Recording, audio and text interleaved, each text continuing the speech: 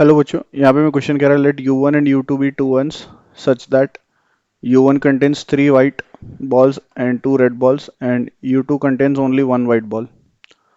Then a fair coin is tossed. If head appears, then one ball is drawn at random from u1 and put into u2. However, if tail appears, then two balls are drawn at random from u1 and put into u2. Now one ball is drawn at random from u2.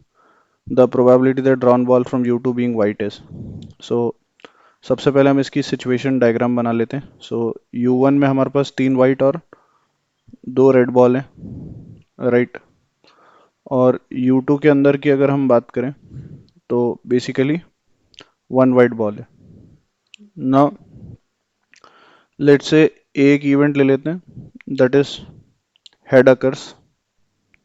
और head occurs होने के बाद जो situation है कि one ball हमने U1 से निकाली और पुट इनटू U2, राइट. तो इसमें भी एक केस हो जाएगा कि वो वन बॉल निकली कौन सी. So let's say white ball is drawn, तो इधर दो वाइट हो जाएंगी और इधर दो वाइट दो रेड. जब कौन सी बॉल निकली? White ball. और अगर रेड बॉल निकली होती तो देन इन दैट केस यहाँ पे हमारे पास कितनी बॉल्स होती? वी हैव तीन वाइट और एक रेड.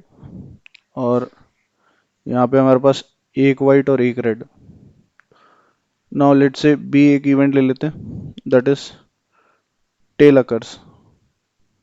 अब अगर टेल हुआ है तो बेसिकली यहाँ पे दो बॉल्स निकाली गई हैं और हमने U2 में डाली हैं, है ना. तो बेसिकली यहाँ पे अगर हम ओरिजिनली बात करें तो हमारे पास तीन वाइट दो रेड थी.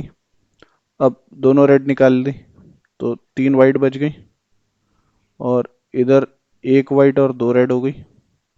जब दोनों रेड बॉल निकाली देन एक रेड और एक वाइट निकाली, तो then in that case we have दो वाइट और एक रेड. और यहाँ पे हमारे पास एक वाइट बॉल बढ़ गई और एक रेड, तो दो वाइट हो गई और एक रेड हो गई. और अगर दोनों वाइट निकाली होती तो हमारे पास क्या सिचुएशन होती? तो U1 में हमारे पास बेसिकली हो जाती ओवरऑल एक वाइट और दो रेड, राइट.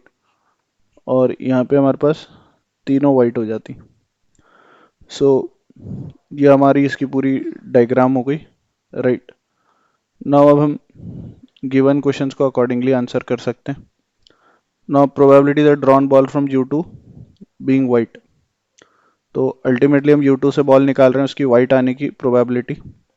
सो हेड आया, ए इवेंट होकर हुआ, उसकी 1/2. उसके बाद या तो बॉल वाइट निकल सकती है या तो फिर रेड. सो बेसिकली यहाँ पे वाइट बॉल ड्रॉ करने की प्रोबेबिलिटी कितनी हो जाएगी? तो that is going to be total पांच बॉल हैं जिसमें से वाइट निकलेगी, तो दैट इज 3/5, राइट. और उसके बाद वाइट निकलने की प्रोबेबिलिटी, तो ओवरऑल U2 में हमारे पास दोनों ही वाइट है, तो that is going to be 1. Then plus of head आने की 1/2, रेड निकलने की 2/5, और उसमें से फिर फर्दर वाइट निकलने की, तो दैट इज 1/2. देन टेल आने की 1/2.